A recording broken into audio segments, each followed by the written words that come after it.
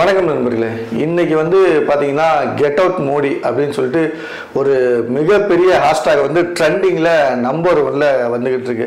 திடீர்னு இது இப்போ இப்படி வர்றதுக்கு மிக முக்கியமான காரணம் என்ன அப்படின்னா, நேற்று நம்ம அண்ணாமலை அவர்கள் பார்த்த வேலை தான். ஆல்ரெடி அவர் மும்மொழி கொள்கையில் அப்படி தான் வாயை விட்டு இருக்கிற தமிழர்கள் எல்லாத்தையும் கொதிக்க விட்டுட்டு இருக்காரு. இப்போ அடுத்து ஆளுகிற திமுகவை நேரடியாக இதுக்கு முன்னாடி பார்த்தீங்கன்னா நம்ம சீமான் அவர்கள் ஒரு வரமுறை இல்லாமல் பேசி பார்த்துருப்போம். இப்போ அடுத்ததாக அண்ணாமலை அவர்கள் அந்த விஷயத்தை கையில் எடுத்திருக்காரு. ஸோ ஒரு சபையில் பேசும்போது நம்ம எப்படி பேசணும், மக்கள் நம்ம பேசுறதை பார்த்துக்கிட்டு இருக்காங்க.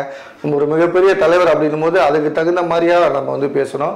பட் ஆனால் அவர் அப்படி பேசினாரா இல்லையா அப்படிங்கிறதா ஒரு விஷயம். அவர் ஒரு சவால் விட்டார். அதுதான் இன்னைக்கு இப்படி நிற்கிது. அது என்ன சவால் என்ன அப்படிங்கிறத பார்க்கலாம். ஆனால் சொல்லுங்கண்ணா, என்ன பிரச்சனை? ஏன் இப்போ மோடியை திரும்பி போக சொல்லி ஒரு ஹேஷ்டாக் இவ்வளோ ட்ரெண்ட் ஆகுது? ஆக்சுவலாக உதயநிதி அவங்க இந்த 3 மொழி கொள்கைக்கு எதிராக ஒரு கண்டன ஆர்ப்பாட்டம் திமுக கூட்டணி கட்சிகளை வச்சு நடந்தேன். அதில் உதயநிதி ஸ்டாலின், துணை முதலமைச்சர் உதயநிதி ஸ்டாலின் பேசும்போது அவர் என்ன சொல்லிட்டாருன்னா, வரிசையாக பேசிட்டு வர்றப்ப, நீங்கள் இப்படியே எங்களை பண்ணிக்கிட்டு இருந்தீங்கன்னா இன்னும் உங்களை கோ பேக் மோடின்னு தான் சொன்னோம், ஆனால் நீங்கள் இப்படியே பண்ணீங்கன்னா நாங்கள் கெட் அவுட் மோடின்னு சொல்லுவோம் மேடையில் பேசிட்டாரு. அதுக்கு அண்ணாமலை போன டைம் கோ பேக் மோடின்னு சொன்னா மறுபடியும் நீங்கள் அதை முயற்சி பண்ணீங்க அப்படின்னா கெட் அவுட் மோடின்னு சொல்லுவோம் அப்படின்னு சொல்லிட்டாரு. புதுமையில் அதுக்கு அண்ணாமலை ப்ரெஸ் மீட் கொடுக்கும்போது பேசும்போது நீங்கள் முடிஞ்சால் ட்ரெண்டிங் பண்ணி பாருங்க உங்களுக்கு அப்படின்ற, அவங்க கட்சிக்காரங்க மிகப்பெரிய பொறுப்பில் இருக்கவங்களாம், நீ ஆம்பளையா இருந்தால் திராணி இருந்தால் பண்ணிப்பாரு அப்படின்னு சொன்னவங்க காலையிலே பற்றிக்கிச்சு.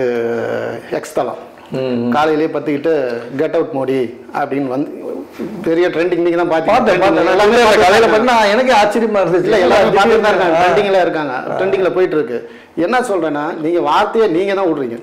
இல்லை, நான் அதை தான் நான் சொல்ல வரேன். ஒரு மாநில தலைவர், தமிழ்நாட்டுக்கு நீ மாநில தலைவர் அப்படின்போது பேசும்போது ஒரு நாகரிகமாக பேசணும். அதை விட இது என்ன சினிமாவா, சவால் விட்டு நீங்கள் செஞ்சு பாருங்க, வச்சு பாருங்க அப்படின்றது, இது அவங்க கட்சிக்கே ஒரு கெட்ட பேரை உண்டாக்கும் அப்படின்னு அவருக்கு தெரியாதா? இல்லை, அவர் கட்சியை வளர்க்கறதுக்கான சூழலை தெரியல. இது வரைக்கும் தலைவர் பதவியை தக்க வச்சுக்கணுங்கிறதுக்காக தான் இப்படி பேசுறதா சொல்றாங்க. எல்லாமே பத்திரிகையாளர் தரப்புல அப்படித்தான் பேசப்படுது. நீங்க உதயநிதி சொல்லியிருந்தா ட்ரெண்ட் பண்ணுங்க சவால், இப்போ ட்ரெண்ட் பண்ணிட்டாங்க, என்ன பண்ணுவீங்க? ட்ரெண்ட் பண்ணிட்டாங்க. இன்னைக்கு இப்ப யார் அசிங்கப்படுறது? கண்டிப்பா இது கேட்டு வாங்கின மாதிரி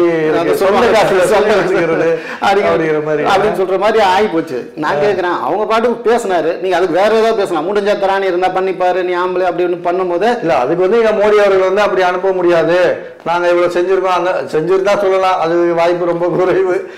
இவ்வளவு பேசுற ஒரு தமிழ்நாட்டுக்காக அண்ணாமலைக்கு குரல் கொடுத்தது என்னன்னு சொல்லுங்க பாப்போம். நீங்க சொல்லுங்க பாப்போம். ஏதாவது வேலை வாய்ப்புக்கு குரல் கொடுத்துருக்கீங்களா? நிதி வரல. இன்னைக்கு உதயநிதி கூட இப்ப பிரஸ் மீட் கொடுத்துருக்கு. அதாவது அவங்களோட முழு நேர வேலை ஆளுங்கட்சியை குறை சொல்லி தான் கட்சியை வளர்க்கறது அப்படிங்கிற ஒரு, அதான் அவங்க முழு நேரம் எதிர்கட்சி, அதாவது எதிர்கட்சி செய்யற வேலைங்க. ஆளுங்கட்சி என்ன செஞ்சாலும் குறை சொல்றது. ஆனா மத்தியில ஆட்சியில இருக்கிற நீங்க இந்த மக்களுக்கு என்ன நல்லது வாங்கி கொடுத்துருக்கீங்கன்னு ஒண்ணு இருக்குல்ல. அதான் இப்ப ஆளுங்கட்சியை குறை சொல்றது எதிர்கட்சியா இருக்கவங்க சொல்லலாம். நீங்க எங்களுக்கு மேல இருக்கக்கூடிய ஆளுங்கட்சின் போது நீங்க நினைச்சா எவ்வளவோ செய்யலாமே. அதாவது தமிழக அரசு ஒரு விஷயத்த செய்யணும்னு நினைச்சு பண்ற விஷயத்த மத்திய ஒன்றிய அரசால தடுக்க முடியும். ஆனா ஒன்றிய அரசு செய்யணும்னு நினைக்கிற ஒரு விஷயத்த தமிழ்நாடு அரசால தடுக்கிறதுன்றது வாய்ப்பு அவ்வளோ ஈஸியான விஷயம் இல்லை. அவங்க பண்ணணும்னு நினைச்சா பண்ணி. எனக்கு தெரிஞ்சு மோடியை தேர்தல் தெருவில் விட்ட கதை தான் அண்ணாமலை செஞ்சிருக்கிறாரு. உண்மை அதுதான். அவங்க பாட்டுக்கு பேசாம வேலை செஞ்சிருந்தாங்க. இப்போ இந்திய அளவில் பெரிய ட்ரெண்டிங்கில் இருக்கிறப்ப அவங்களே குழம்புறாங்க, கெட் அவுட் மோடியும் போயிருக்காங்க, மோடியே போல தமிழ்நாட்டுக்குங்கிறப்ப இது அண்ணாமலைக்கு மிகப்பெரிய பிஜேபிக்கு அவப்பேரை தான் ஏற்படுத்தி கொடுத்துருக்கு. நீங்க பேசுறத அன்னைக்கு நீங்க வர்றப்ப பாருங்க, உங்களால முடிஞ்ச செய்யுங்கன்னு சொல்றது வேற. நீ ட்ரெண்டிங் பண்ணிப்பாரு, நீ சொல்லிப்பாரு, நீ ஆம்பளை அப்படின்னு அவங்க கட்சிக்காரங்களாம் சொல்லும் போது ஆட்டோமேட்டிக்கா திமுக ஐடிவிங்க தான் வேலை செய்யுது. எனக்கு தெரிஞ்சு அந்த கட்சியில பெரிய லெவல்ல அறிவாளியா பேச்சாளரோ இல்ல ஒரு செயல்பாட்டாளரோ அந்த மாதிரி யாரும் நான் பெருசா பார்த்ததில்ல. ஆனா இவர் கட்சி வளர்றதோ இல்லையோ ஒரு IPS இருந்தவர் அப்படின்னும் போது இவர் கொஞ்சம் ஒரு மரியாதையாக அவரை பார்த்துக்கிட்டு இருந்தோம். சரி கொஞ்சம் விவரம் தெரிஞ்ச மனுஷன் அப்படின்னு. ஆனால் அதுவும் ஒன்றும் இல்லை அப்படின்னு நானும் வந்து தாரூர் அப்படிதான் அப்படின்னு காட்டின மாதிரி இந்த பேச்சு உண்மையிலுமே இருக்குது. அவர் கட்சிக்காரர் உண்மையாக சொல்லணும்னா அவரோட சுயமரியாதையும் அவரோட கட்சி மரியாதையும் சேர்த்து அவர் வந்து இப்போ இது பண்ணிட்டார். இல்லை அவங்க வந்து என்ன நினைக்கிறாங்கன்னா நம்ம என்ன வேணால் சொன்னாலும் இவங்க அடங்கி போவாங்க அப்படிங்கிற மாதிரி ஒரு மனநிலைக்கு இல்லை அடக்கிறதுக்கான சூழல் ஏற்படுத்த வேண்டும்னு நினைக்கிறாங்க அவங்க. ஏன்னா அப்படி தான் உணர்றான். இன்னொன்று ஒரு வரமுறை பேச்சுன்னு ஒன்று இருக்குல்ல, நேற்று லைவ் டெலிகாஸ்டில் விவாதத்தில் சன் நியூஸில் உட்காந்துக்கிட்டு ஒரு பிஜேபி பேச்சாளர் அழகாக சொல்கிறாரு, தமிழ்நாட்டு மாணவர்கள் முட்டாளுன்றாரு. அப்போ நீங்கள் எங்களுக்கு ஒன்றும் நல்லது செய்யலைனாலும் பரவாயில்ல, தமிழ்நாட்டு மாணவர்கள் முட்டாளனா இது மாணவர்களை நம்மளோட தலைவர்கள் வரைக்கும் போய் பாதிக்கும். இல்லை ஆமாம், நாங்கள் ஒரு தலைமுறையாக அறிவு சார்ந்த மக்களை உருவாக்கிட்டு தான் வரோம், புரியுதா இல்லைங்களா? நான் என்ன கேட்குறேன், அந்த மாணவர்களை தமிழ்நாட்டு மாணவர் அப்புறம் திரும்ப அவர் நெறியாளர் எல்லாம் குறுக்கிட்டு கேட்டோன்னா நான் அப்படி சொல்லலைன்னு அந்த இடத்துல பெல்ட் அடிக்கிறாரு. நான் கேட்குறேன், நீங்கள் பேசும்போது ஒரு வரையறையை வச்சு பேசணும்னு ஒரு கட்சி வழக்குன்னா இப்படி பண்ண கண்டிப்பாக. அதாவது இது மாணவன் அப்படின்னா இந்தியாவுக்கே ராக்கெட் விட்ட அப்துல் கலாம் ஐயா அவர்களும் மாணவன் தானே, தமிழ்நாடு மாணவன் தானே அவரும். அப்போ இது எல்லாத்தையும் சேர்த்து சொல்கிற மாதிரி இல்லை. உண்மை அதுதான். அவங்களுக்கு வந்து ஒரு எதையாவது பேசுனேன் மீடியா முன்னாடி உட்காந்து வளரி கொட்டணுமேன்னு தவிர்த்து நெகட்டிவாவது ட்ரெண்டிங் ஆகும், நம்மளை எவனும் கண்டுக்கல, இப்படியாச்சும் ஏதாவது வந்து செய்வோம். அதான் சோசியல் மீடியாவில் சொல்ற மாதிரி மோடி மேல அண்ணாமலைக்கு என்ன கோபம் தெரியல, பேர் எடுத்து தெருவில் விட்டாரு அப்படிங்கிறது இருக்கு. உண்மை அதுதான். நீங்க வந்து கிட்டத்தட்ட 70,000 ட்வீட் மேல எக்ஸலத்தில் பதிவு பண்ணியிருக்கிறாங்க. அவ்வளோ பேர் பதிவு பண்ற மாதிரியான ஒரு சூழலை உருவாக்கி என்ன ஒரு தைரியத்தில் இவர் இதை சொன்னார். அதாவது சூறாவளி சுற்றுப்பயணம் அப்படி இப்படி நடந்தாரு. எனக்கு தெரியல, நடந்துமே அங்க ஒண்ணுமே பண்ண முடியல, ஒண்ணுமே பண்ண முடியல. அப்படி இருக்கும்போது இவர் நான் நினைக்கிறேன், இவர் வந்து இப்ப நம்ம ஊருக்கே வர்றாரு அப்படின்னா இங்க இருக்கக்கூடிய அந்த கட்சியை சேர்ந்தவர்கள்லாம் நம்மளை பத்தி அப்படி பேசுறாங்க இப்படி பேசுறாங்க அப்படின்னு அவர் காதுல ஓதிடுவாங்களோ, அதை நம்பி வந்து மக்கள் எல்லாம் நம்ம செய்யறதா இருக்காங்க அப்படின்னு நினைச்சுக்கிட்டு பேசுறாரா என்னன்னு தெரியல. இல்ல வட மாநிலங்கள்ல அந்த மக்கள் வந்து ஒரு மத சார்ந்து ஒரு மனநிலையில இருக்காங்க. தமிழ்நாட்டை பொறுத்த வரைக்கும் அப்படி கிடையாது.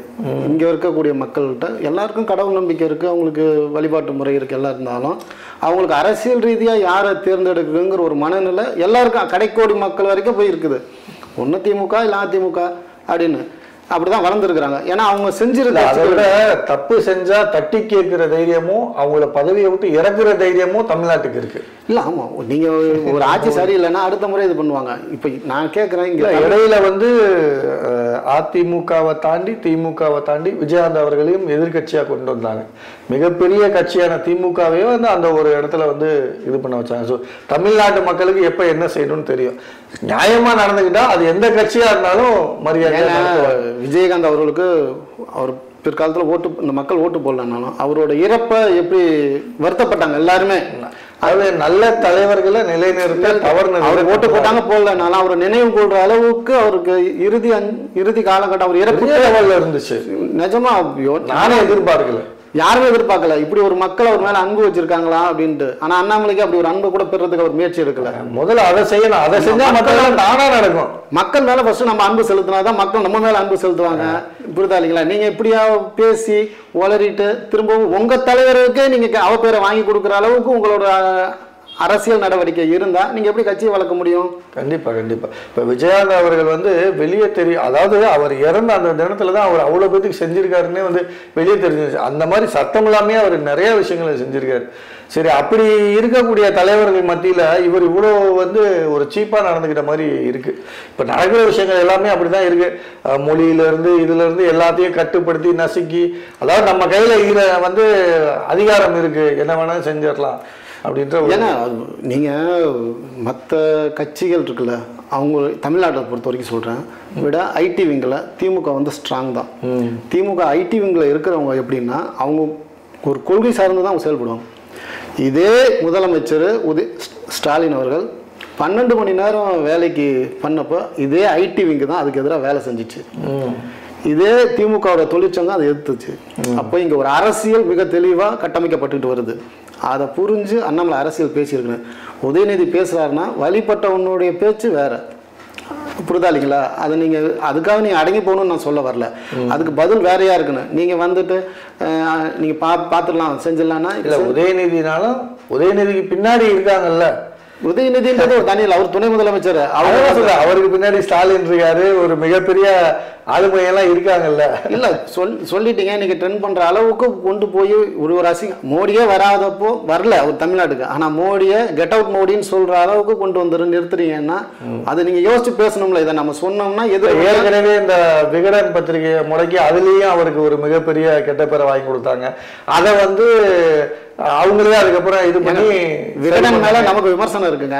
கண்டிப்பா நானே சொல்றேன், விமர்சனம் வேற. நீங்க அது போய் இணையதளத்தை வந்து போட்ட கார்ட்டூன் சரியா தவறான்னு நீங்க வேணா வழக்கு போடுங்க. நீ தப்பா போட்டுதான் வழக்க போடுங்க. வழக்க போடாம நீங்க எதுக்கு தவறா போட்டிருக்கான்னு நிரூபிங்க. போடாம நீங்க எதுக்கு முடக்குறீங்க? கோர்ட்டே முடக்க போகுது. நீ அதை நிரூபிச்சுன்னா கோர்ட்டே முடக்க போகுது, நீ முடக்க தேவையில்லை. அப்போ உங்கள்ட்ட என்னன்னா அதிகாரங்கள்ட்ட இருக்கு, நான் உன்னை அடக்குவேங்கிறதான்னு அர்த்தம். அதான் அதை வந்து உடனே வந்து திருப்பி வந்து அதை அன்னைக்கு வந்து ரிவர்க் பண்ணிட்டு அவங்க சார்ந்த ஒரு யூடியூப் சேனல், ரொம்ப மெயினான யூடியூப் சேனல் வந்து இல்லை இது இவர் வந்து இவ்வளோ அவசரப்பட்டிருக்க கூடாதான், அது இவர் மேலே தப்பு தான், அவங்க மேலே தப்புன்னு அவங்களே ஒத்துக்கிட்டாங்க. இப்போ அடுத்து இவரும் வந்து கூடிய சீக்கிரம் நாங்கள் பேசுன தப்பு தான் இவருமே சொல்லுவாரா, இல்லை நான் அந்த வகையில் சொல்லலை அப்படின்னு மாற்றி பேசுவாரான்னு தெரியல. பட் ஆனால் இவங்களே வந்து அவங்க பேரை கெடுத்துக்கிறாங்க. அவங்களுக்கு பேர் இருந்தால் தான் கெடுக்கிறது. இல்லை இங்கே இல்லைனாலும் அவங்க இருந்துகிட்டு இருக்கு. இப்போ அங்கே இருக்கோம் இந்த வேலை அப்படின்னு கேட்டு நினைக்க மாட்டாங்களா? ஏங்க அமெரிக்காலேருந்து சங்கிலியை போட்டு 2 ஃப்ளைட் வந்திருக்கான். நீங்கள் அவனை எதிர்த்து இது வரைக்கும் ஒரு வார்த்தை பேசுனீங்களா? இது வரைக்கும் பேசல. அவன் இந்த மண்ணுக்கானவன் தானே. மக்கள் ஏதோ வயிற்று பொழப்புக்கு போயிருக்கான், திருட்டுத்தனமாக போயிட்டான், தப்பு தான். அவனை நீங்கள் எப்படி ஹேண்டில் பண்ணியிருக்கணும்? அதுக்கு குரல் கொடுக்கல. நீங்கள் இந்த மக்களுக்கான ஏதோ நன்மை சார்ந்து ஒரு குரல் கொடுக்கல. டெங்ஸ்டன் அந்த மதுரையில் மேலூரில் சுரங்கம் அதுக்கு தடை வாங்கினது அந்த மக்கள் போராடி தான் வாங்கினாங்க. கடைசியில் நாங்கள் தான் வாங்கினேன்னு சொல்லி பேர் எடுத்துக்கிறீங்க. அவங்க போராடினது அவங்க பட்டத்தை தட்டி பறிக்கிற மாதிரி. இல்லை ஒருவேளை இது வந்து இந்த அமெரிக்கால இருந்து தமிழர்கள் எல்லாம் இப்படி கொண்டுட்டு வராங்கல்ல, தமிழர்கள் ஒருத்தர் கூட தமிழர் அது வந்தாங்கல்ல, அதுல யாருமே ஒருத்தர் கூட தமிழர் கிடையாது. எல்லாம் வட மாநிலம். உங்களுக்கு ஓட்டு போட்ட உங்க மக்கள் தான். அவர்களுக்கு இப்படி ஒரு அநியாயம் நடந்திருக்குது, நீங்க அதுக்கு எதிராக ஒரு குரலை பதிவு பண்ணியிருப்பீங்களா அமெரிக்காவுக்கு எதிராக? ஆனா அது அநியாயம் தாங்க. என்னங்க கையில காலைல சங்கிலி போட்டு இழுத்துட்டு வருவீங்க நீங்க ஒரு நாட்டுக்குள்ள அத்துமீறி வந்துட்டா? அதை எதிர்த்து கேள்வி கேட்டுக்கணும்ல. இல்ல நான் என்ன நினைக்கிறேன், அந்த மாதிரி இங்க இந்தியாவுக்குள்ள கொண்டுட்டு வராங்கல்ல, அந்த விஷயம் வந்து பெருசா இப்ப வந்து பேச ஆரம்பி. ஏன்னா அவங்க சும்மா கூட்டிட்டு வரல, விலங்கு போட்டு கூட்டிட்டு வந்தாங்கன்றது பெரிய லெவல்ல ஹைப் ஆயிடுச்சு. இப்ப அது மீறி அங்க போயிட்டாங்க, அவங்கள்ட்ட எதுவும் பெர்ஃபெக்டா ரெக்கார்டு இல்லை, இது கொண்டு வந்து இறக்குறாங்க. அந்த விலங்கு போட்டு இறக்குனாங்கன்றது ஒரு ஹைலைட் ஆயிடுச்சு. ஒருவேளை அந்த செய்தியை மறைக்கிறதுக்காக இப்படி ஒண்ணு கிளப்பி விடுவோம் அப்படின்னு இன்னைக்கு முதல் கொண்டு விலங்கு போட்டு ஏத்துறாங்க அமெரிக்கால. எங்க சட்டம் அப்படித்தானே. அது எவ்வளவு பெரிய மனித உரிமை மீறல் அது. கண்டிப்பா. நீங்க அவன் எங்க ஓட போறான்? உங்ககிட்ட எல்லாமே இருக்கு, ராணுவம் இருக்கு, போலீஸ் இருக்கு, எல்லாம் இருக்கு. ஒன்னு மீறி அவன் எங்க ஓடி இருப்பான்? அவனை ஏன் அப்படி கொண்டு வந்தா ஒரு அடிமை மாதிரி ஒரு விலங்கிட்டு ஒரு வறுமைக்கு சம்பாதிக்க போனவன் அப்படி ஒரு சூழல் நடத்துறதுக்கு எதிராக இந்த அரசுக்கு இந்நேரம் கண்டனம் அறிக்கை வைத்து ஒரு கேட்டுக்கணும்ல, தண்ணியில விளக்கமா கேட்டுக்கணும். நீங்க ஏன்னா அப்படி விட்டீங்கன்னா கேட்டுக்கணும்ல. ஒரு குரல் இல்லை. ஆனா தமிழர்களை அடக்கணும் ஒடுக்கணும்னா மட்டும் நீங்க எல்லாரும் ஒரு சேர கழுத்து நரம்பு புடைக்க எங்க கழுத்தை நெரிக்கிறதுக்கு வந்துடுறீங்க. இது வந்து இதுக்கு வந்து அண்ணாமலை அவர்கள் வந்து என்ன முடிவெடுக்க போறாங்க அப்படின்னு தெரியல. கண்டிப்பா வந்து ஒரு தேசிய கட்சியோட தலைவர், அவர் ஒரு மிகப்பெரிய இடத்துல இருக்காரு. தமிழ்நாட்டோட தலைவர் வந்து அந்த கட்சிக்கு சார்பா அப்படின்னும்போது அவர் ரொம்ப மிக முக்கியமாக வந்து பார்த்து பேசணும். இன்னும் வந்து என்ன, இந்த சின்ன பிள்ளைங்க சண்டை போடுற மாதிரி எழுத்து சவால் வருது. இங்கே சினிமா இல்லை, இது ரியல் லைஃப், ப்ராக்டிக்கலாக என்ன நடக்கும் அப்படின்னு வந்து தெரிஞ்சுக்கிட்டு பேசணும். திராவிட கட்சிகளும் வந்து ரொம்ப நேற்று மலையில் இன்னைக்கு முளைச்ச கட்சி கிடையாது. அதுவும் வந்து காலங்காலமாக இருந்துட்டு வரக்கூடிய கட்சிகள் தமிழ்நாட்டுக்கு பல விஷயங்களை வந்து செஞ்சு கொண்டுட்டு வந்திருக்காங்க. இன்னைக்கு சொல்லணும்னா இன்னைக்கு படிப்பை கொடுத்த பெரியார்லேருந்து ஏகப்பட்ட பேர் வந்து அந்த திராவிட கட்சிகளை வந்து வழி நடத்தி வந்திருக்காங்க. அப்படியாப்பட்ட ஒரு கட்சியை நோக்கி நீங்கள் வைக்கிற விமர்சனம், நீங்கள் பேசுகிற வார்த்தைகள் ரொம்ப கவனமாக இல்லை அப்படின்னா அதற்கான பின்விளைவை நீங்கள் சந்திக்க நேரிடும் அப்படிங்கிறது தான் வந்து மிக முக்கியமான ஒரு விஷயம். ஸோ நீங்கள் பார்த்துக்கிட்டு இருக்க நீங்கள் முடிவு பண்ணுங்கள், இது சரியா தவறா அப்படிங்கிறத கமெண்ட்டில் சொல்லுங்கள். நீங்கள் என்ன நினைக்கிறீங்க அப்படிங்கிறதையும் கமெண்ட்டில் சொல்லுங்கள். மீண்டும் மற்றொரு பதிவில் சந்திப்போம். நன்றி.